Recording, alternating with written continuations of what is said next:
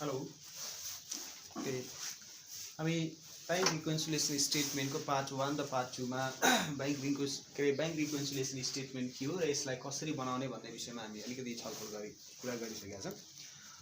अब म यहाँनिर बैंक रिकन्सिलिएसन स्टेटमेन्टको न्युमेरिकल चाहिँ कसरी बनाउने त भन्ने बारेमा यहाँ कुरा गर्नेछु।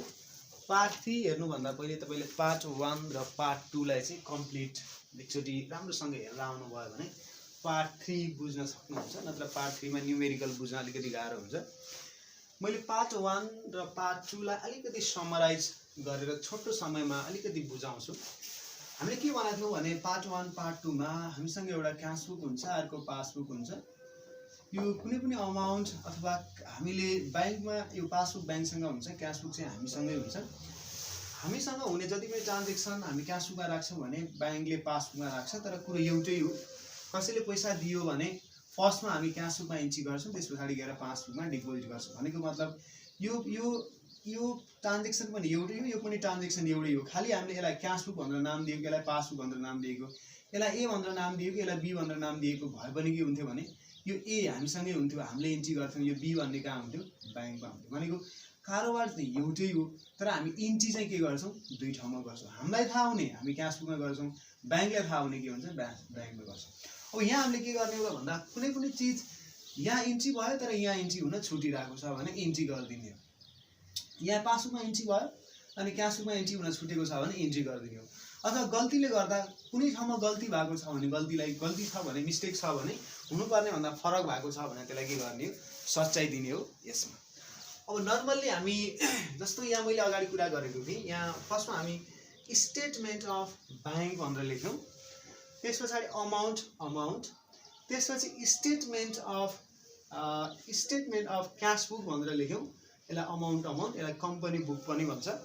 यो क्याश बुकलाई चाहिँ यसलाई चाहिँ स्टेटमेन्ट अफ बैंकलाई पासबुक अथवा बैंक स्टेटमेन्ट पनि भन्छ। अब यहाँ डट एच फर पासबुक अनि यहाँ डट एच फर क्याश बुक। यहाँ तपाईले यदि बैंक लेख्नुभयो भने यहाँ पासबुक लेख्नु, यहाँ क्याश बुक लेख्नुभयो भने के रे यहाँ स्टेटमेन्ट अफ क्याश बुक लेख्नुभयो भने यहाँ के लेख्ने balance as per cash book भनेर लेख्ने।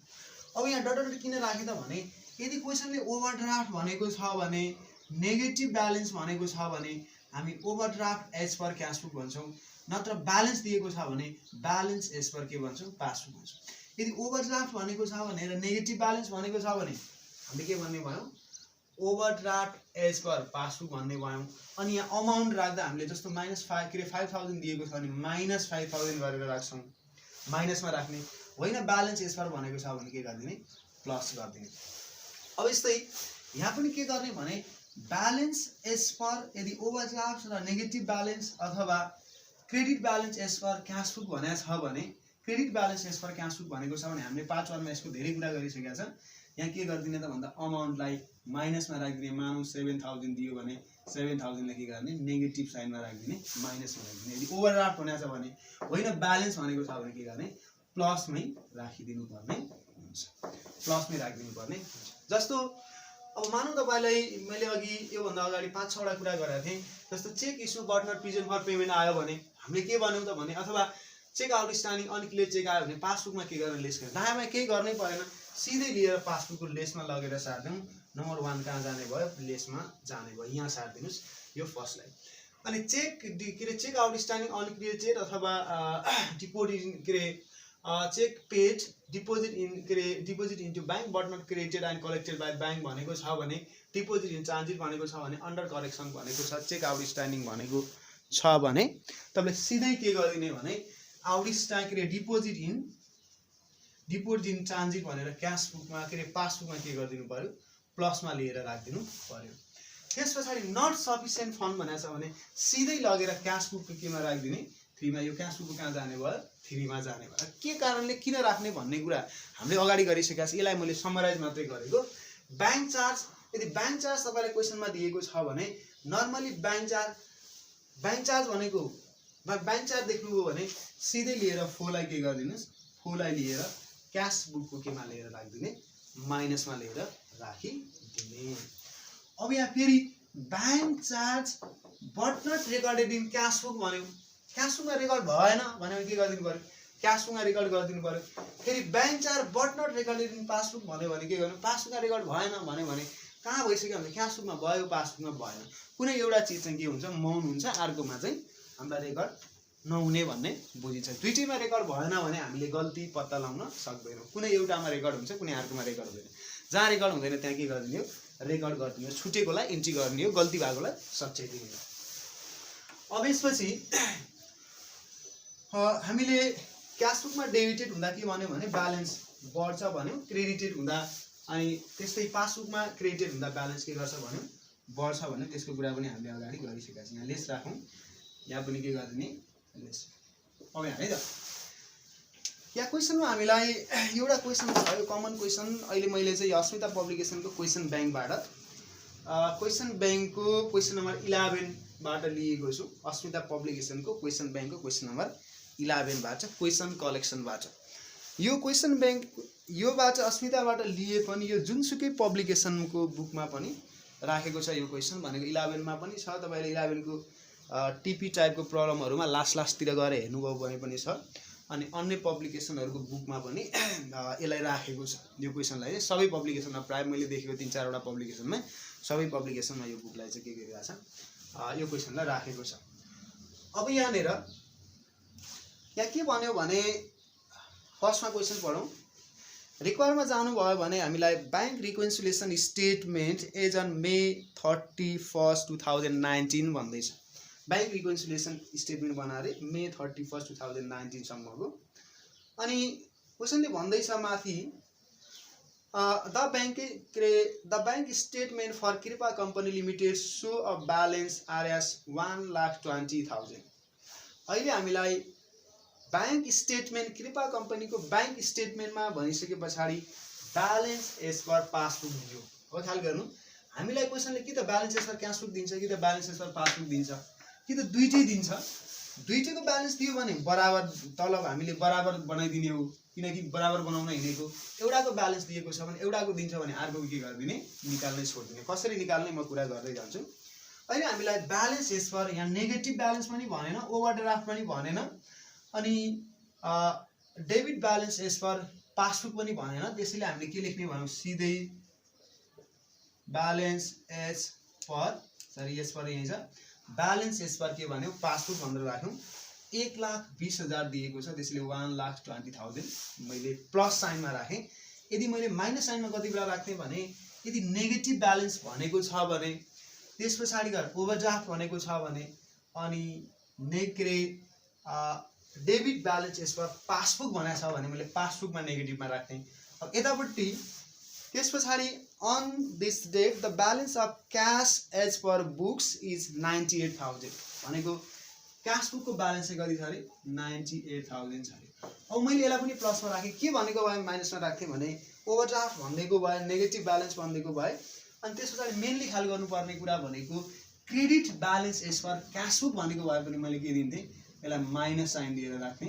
नत्र अब मैले के भन्ने भएन, यसलाई चाहिँ ब्यालेन्स नै भन्ने भए मैले, किनकि नेगेटिभमा राख्नु परेन। ब्यालेन्स एज पर यही छ हामीसँग, ब्यालेन्स एज पर के हुने हो, क्यास बुक। अब केही टर्म हामी प्लस गर्छौँ, केही टर्म यता प्लस गर्छौँ, कुनै यता माइनस गर्छौँ, त्यो भइ नै हाल्यो। अब यहाँ के भन्यो भने डिपोजिट इन ट्रान्जिट भन्यो। हामीले के भनेको छ, डिपोजिट इन ट्रान्जिटलाई पासबुकमा के गरिदिने, एड गरिदिने। यसले भन्न खोजेको के थियो भने एउटा हाम्रो क्यास बुक हुन्छ, अर्को के हुन्छ, पासबुक हुन्छ। पार्ट 1 र 2 मा मैले धेरै कुरा गरिसकेको छु। जस्तो तपाईँले मलाई पैसा दिनुभयो, मैले के गरेँ, क्यास बुक हुन्छ मसँग त प्लस गरेँ। मानौँ मसँग यहाँ पैसा आएको छ 24,000 पैसा आयो। तपाईँले मलाई पैसा दिनुपर्ने, चेक दिनुभयो, मैले के गरेँ, डिपोजिट गरेँ, प्लस गरेँ। अनि डिपोजिटको लागि ब्याङ्कमा पठाएको, ब्याङ्कले डिपोजिट गर्दैन। भन्नुको मतलब ब्याङ्कले डिपोजिट गर्दैन, यसको मतलब ब्यालेन्स बढेन होइन कि, यहाँले डिपोजिटको लागि पठाएको चेक ब्याङ्कले के गरिदिनु पर्छ, डिपोजिट गरिदिनु पर्छ। त्यसैले डिपोजिट ट्रान्जिट अथवा cheque paid into bank but not created and collected by bank भनेर लेख्छौँ। अहिले हामी के लेख्छौँ, deposit in transit. Deposit in transit भनेर हामीले कहाँ राख्ने भयो, यहाँ प्लस गर्ने भयो कति, 24,000। यो अमाउन्ट दुईटा छ, ख्याल गर्नु होला। यहाँ यो ब्यालेन्स एज परको अमाउन्ट हो, यो कसको यो पनि ब्यालेन्स एज परको अमाउन्ट हो। अब अरू ट्रान्जेक्सनहरूलाई हामी यता यतातिर राख्दै जान्छौँ। चेक आउटस्ट्यान्डिङ भन्यो हामीले के बनाएको छ भने cheque issued but not present for payment अथवा यसलाई चेक आउटस्ट्यान्डिङ पनि भन्छ, अनक्लियर चेक पनि भन्छ भनेको छ। पासबुकमा के गर्ने भनेको छ, लिस्ट गर्ने भनेको छ। किन लिस्ट गर्ने, हामीले पार्ट 1 2 मा कुरा गरिसकेका छौँ। यो क्यासबुक भयो, अर्को के भयो भने पासबुक भयो। हामीले चेक इस्यु गर्ने भन्नुको मतलब मैले चेक काट्ने हो, मैले चेक काट्दा म कसैलाई पैसा दिनु छ भने चेक काट्छु। अब मेरो पैसा गयो, कतिको चेक काटेको छ भने विभिन्न चेकहरू काटेको छ, 25 को अनि फेरि तपाईँको 20,000 को काटेको छ। जेसुकै होस् चेक काट्यो भने मेरो ब्यालेन्स गयो, मैले पासबुकमा रेकर्ड गरेँ। तर डिपोजिटको लागि ब्याङ्कमा लिन गएन भन्नुको मतलब अहिले लिन नगएको हो। यहाँ त रेकर्ड भइसक्यो, अहिले लिन नगएको। चेक काटेर गइसके पछाडि पछि त्यो गएर पैसा निकाल्छ कुनै टाइममा, त्यसैले निकाल्छ भन्ने एजम्सनमा हामीले के गरिदिनु पर्यो, यो पासबुकबाट के गरिदिनु पर्यो, माइनस गरिदिनु पर्यो। यसलाई पनि कसलाई पनि, आरको 20,000 लाई। दुईटा चेक छ। अब यहाँ मैले के गर्ने भए, पासबुकमा के गर्ने भयो, माइनस गर्ने भयो। पासबुकमा माइनस गरिदिउँ cheque outstanding. Cheque outstanding cheque number छ एउटा चेक छ हामीसँग 645301 को।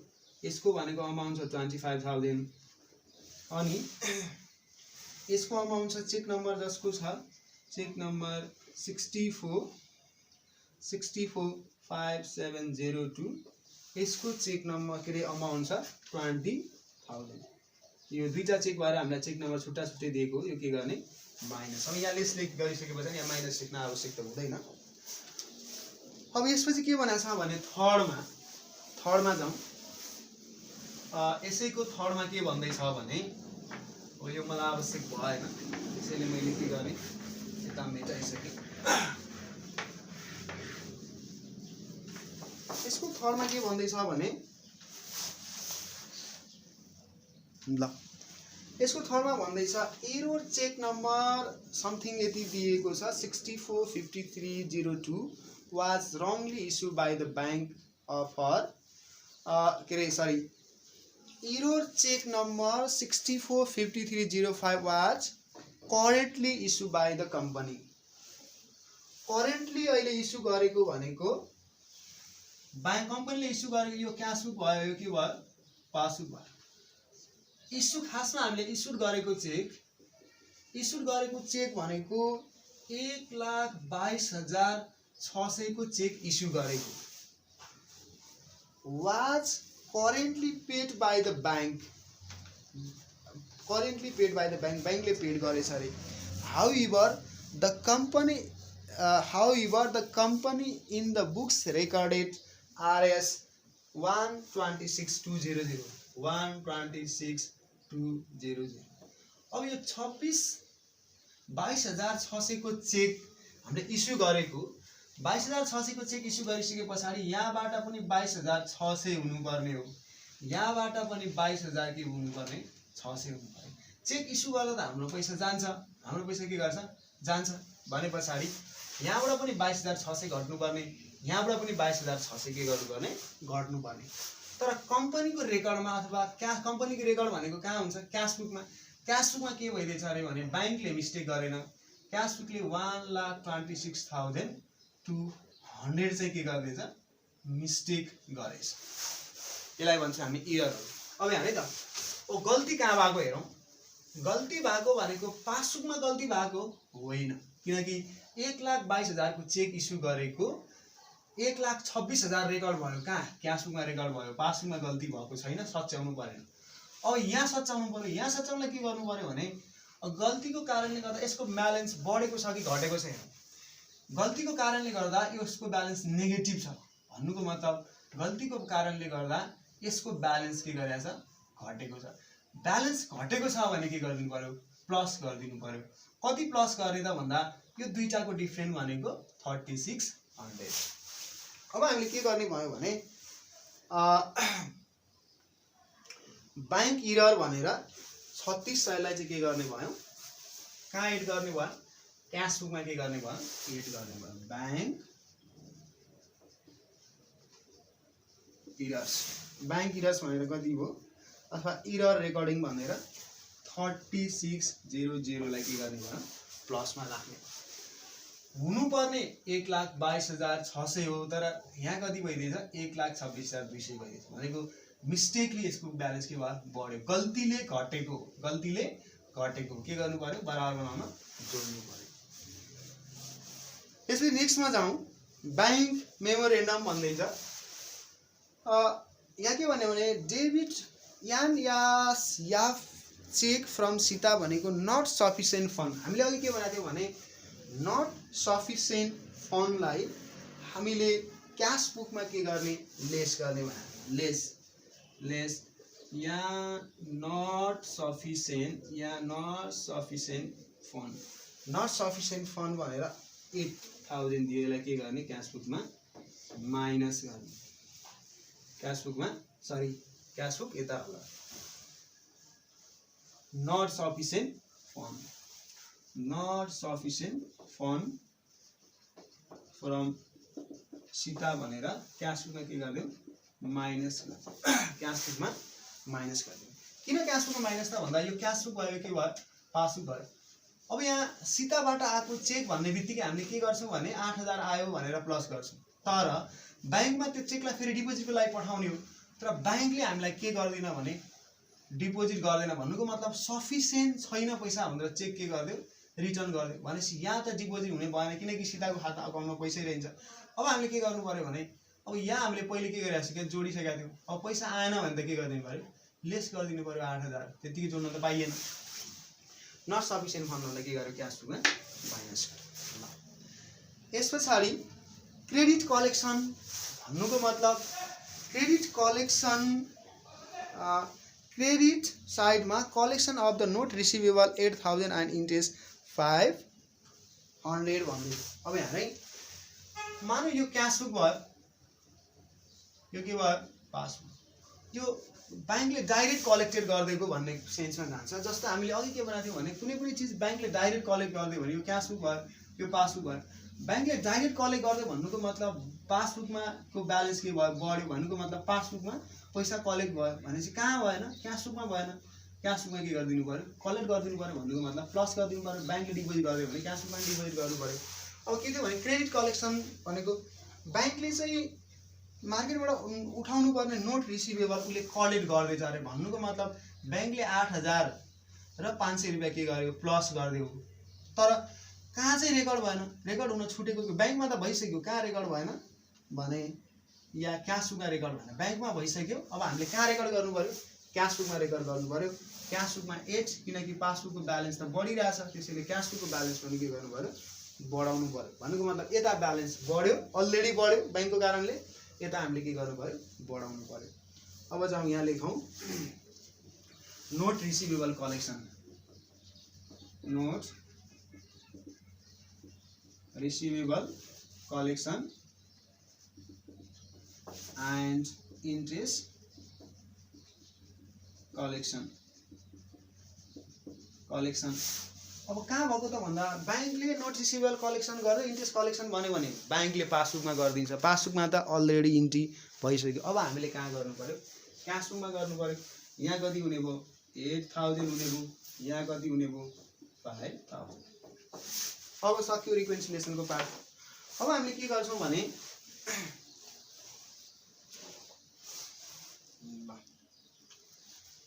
8,000 अब यहाँ कति आउने भयो भने यसलाई जोडौँ यसलाई र यसलाई जोड्दा अझै छुट्यो के सरी एउटा ब्याङ्क चार्ज अझै माथि एउटा छुटेको छ त्यहाँ के भन्ने थियो भने डेबिट ब्याङ्क चार्ज भनेर 3,000 दिएको थियो। अब यहाँ यो क्यास बुक भयो यो के भयो पासबुक। अब डेबिटेड ब्याङ्क चार्ज भन्यो भने ब्याङ्क चार्ज भन्ने बित्तिकै पासबुकमा लगाइसक्यो कहाँ लगाएन भनेपछि क्यास बुकमा लगाएन। अब क्यास बुकमा चार्ज गरिदिनु पर्यो ब्याङ्क चार्ज भनेर ब्याङ्क चार्ज अथवा क्यास पासबुकको डेबिटेड भन्यो भने ब्यालेन्स के गर्छ भनेको घट्छ भनेको त्यसैले 3,000 पनि के गरिदिनु पर्यो माइनस गरिदिनु।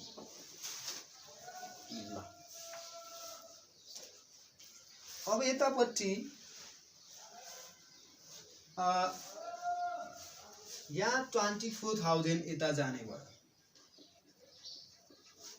यो जोड्दा यहाँ आउँछ 1,44,000 1,44,000 1,44,000 अनि त्यसपछि यसलाई उता लगेर राख्दा यहाँ कति आउँछ 45,000 केमा आउँछ माइनसमा आउँछ 45,000 केमा आउँछ माइनसमा आउँछ। अब यहाँ जाउँ या यस्तो नगरौँ 1,44,000 माइनस 45,000